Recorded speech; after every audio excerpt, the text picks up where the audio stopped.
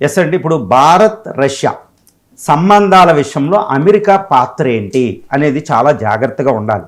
ఎందుకంటే భారత రష్యాలు ఇద్దరు మిత్రులు ఫ్రెండ్షిప్ చేసుకుంటూ ఉంటే ఎవరో ఒకడు అడ్డుపడుతూ ఉంటాడు పానకంలో బుడకలాగా. ఇప్పుడు అమెరికా అడ్డుపడుతుంది. ఎందుకంటే ఇప్పుడు ట్రంప్ భారతదేశం రష్యా నుంచి ఆయిల్ దిగుమతి చేసుకుంటే 25% సుంకాలు విధిస్తానని అదనంగా 25% సుంకాలు విధించాడు. ఇది టారిఫ్స్ విధించాడు. అంటే అమెరికా పాత్ర ఉంది కదండి.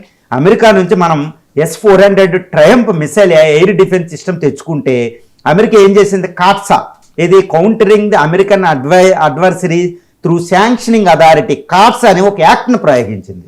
గుర్తుపెట్టుకోవాలి. క్రయోజనిక్ ఇంజన్ రష్యా నుంచి మనం తెచ్చుకుంటుంటే అమెరికా ఇవ్వొద్దని అడ్డుపడింది. తర్వాత MTCR ఎన్నో యాక్టులు తెద్ది. అక్కడ నుంచి సహకారం రాకుండా అడ్డుకుంటూ ఉంటుంది.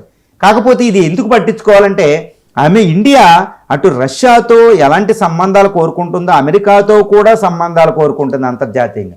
రష్యా కూడా అమెరికాతో సంబంధాలు ఉంటాయి.